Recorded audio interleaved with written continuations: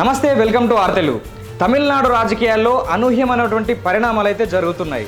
తూర్పు పడమరలు కలవబోతున్నాయి. గత దశాబ్దాల పాటుగా బద్ధ శత్రులుగా ఉన్నటువంటి డిఎంకే, అన్నా డిఎంకే కలిసి అధికారంలోకి రావడానికి చర్చలు జరుపుతున్నట్టయితే తెలిసింది. సో ఎందుకు మరి ఈ రకంగా పరిణామాలు జరిగినాయంటే, ఒకటి టీవీకే పార్టీ అటు డిఎంకేతో కానీ ఇటు అన్నా డిఎంకేతో కానీ కలిసి పనిచేయడానికి ముందుకు రాలేదు. సో ఇప్పుడు దానికి పర్యవసనం ఏంది?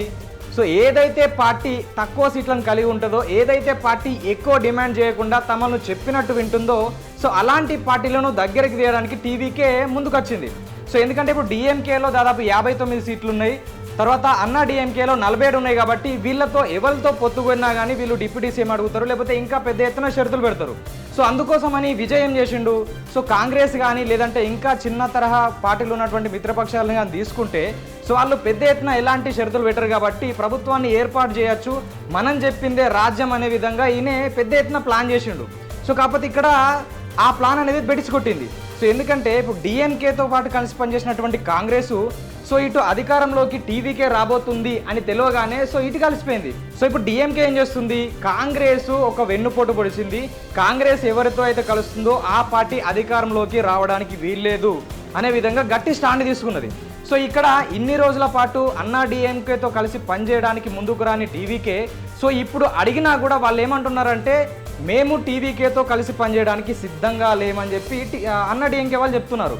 సో మొత్తం మీద ద్రవిడ పార్టీలు ఏవి కూడా టీవీకేకు మద్దతు ఇవ్వడానికి రెడీగా లేదు. సో ఇప్పుడు ఏమైంది, డిఎంకే 59, అన్నా డిఎంకే 47 కలిసి 106 అవుతున్నాయి.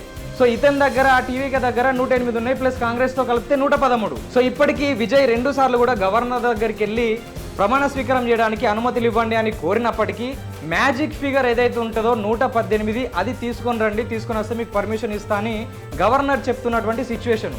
సో దీంతో పాటుగా నిన్న ఏదైతే స్టాలిన్ను రజనీకాంత్ గారు వెళ్ళి కలవడం పట్ల ఇది చాలా వరకు అయితే చర్చలకు దారితీసింది. అంటే ఒక క్రిటికల్ సిచ్యువేషన్ ఉన్నటువంటి టైంలో రజనీకాంత్ గారు వెళ్ళి స్టాలిన్ను కలవడం పట్ల చాలామంది అయితే రకరకాలుగా చర్చించుకుంటున్నారు. ఎందుకంటే విజయ్ని అధికారంలో రాకుండా మీరే అధికారాన్ని ఏర్పాటు చేయండి అనే విధంగా ఏదైనా మాట్లాడిరా, లేకపోతే అసలు ఏంది మ్యాటర్, ఈ టైంలోనే ఎందుకు కలిసినని చాలామంది చర్చించుకుంటున్నారు.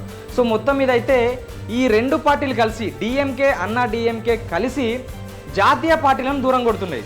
సో ఎందుకంటే ఇటు డిఎంకేతో కలిసి కాంగ్రెస్ ఉండే, ఏఐడిఎంకేతో కలిసి బీజేపీ ఉండే.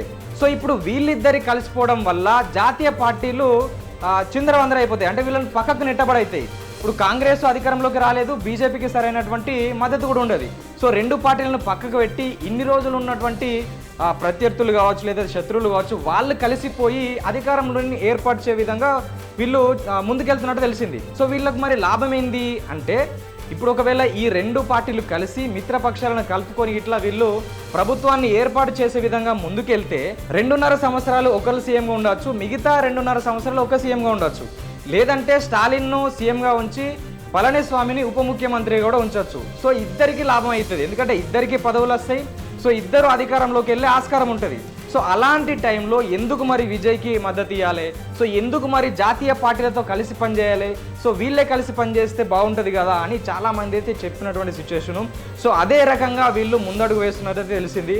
సో అనేక కారణాలు, విజయ్ పార్టీ స్థాపించినటువంటి కొన్ని రోజుల్లోనే సో ఇంత మెజారిటీ తీసుకొచ్చిండు, సీఎం అయిపోయిండు, అంటే ఒక ఎంజీఆర్ ఒక ఎన్టీఆర్ తర్వాత ఒక విజయ్ అనే విధంగా చర్చలు నడిచినప్పటికీ ప్రస్తుతం అయితే విజయ్ని సీఎం సీటుకు దగ్గరకు వెళ్లకుండా చాలా మంది అడ్డుకునే ప్రయత్నం అయితే చేస్తున్నారు. సో దీంట్లో భాగంగా జరిగిన ఇంకొకటి పరిణామం ఏంటంటే, సో ఏదైతే విజయ్ అంతకుముందు తన ఆస్తుల వివరాలు వెల్లడించిండో, తన ఆస్తులను ఆదాయ వివరాలను దాస్తున్నాడు.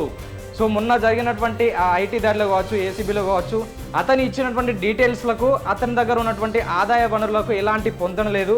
సో మరొకసారి ఇతని ఆదాయాలకు సంబంధించి ఇన్వెస్టిగేషన్ జరపాలని అతను పిటిషన్ ఇచ్చిండు. సో మద్రాసు హైకోర్టు కూడా ఆ పిటిషన్ ను స్వీకరించినట్టు తెలిసింది. అంటే మళ్ళీ ఇది ఒక ప్రాబ్లమాస్టిక్ గా విజయ్కి అయితే మారబోతుంది. సో దీంతో పాటు త్రిష విషయం కావచ్చు, లేదంటే అటు విడాకుల విషయం కావచ్చు, సో ఇవన్నీ విజయ్కి మరొక పెను సవాల్గా మారబోతున్నాయి. అంటే సీటు దగ్గరగా వచ్చి మళ్ళీ దూరం వెళ్తున్నటువంటి సిచ్యువేషను. సో ఈ రోజు మధ్యాహ్నం వరకు, అంటే 9వ తారీఖు రోజున ప్రమాణ స్వీకారం ఖచ్చితంగా చేయాల్సిందే కాబట్టి సో ఈ రోజే ఏదో ఒకటి తేలనుంది. కాకపోతే ఏది తేలుతుంది అని చెప్పేసి ఓన్లీ తమిళనాడులో ఉన్నటువంటి ప్రజలే కాదు, దేశవ్యాప్తంగా ఉన్నటువంటి ప్రజలు కూడా చూస్తున్నటువంటి సిచ్యువేషన్. ఎందుకంటే ఆ రకంగా అక్కడ ఉన్నటువంటి రాజకీయ పరిణామాలు అయితే మారబోతున్నాయి.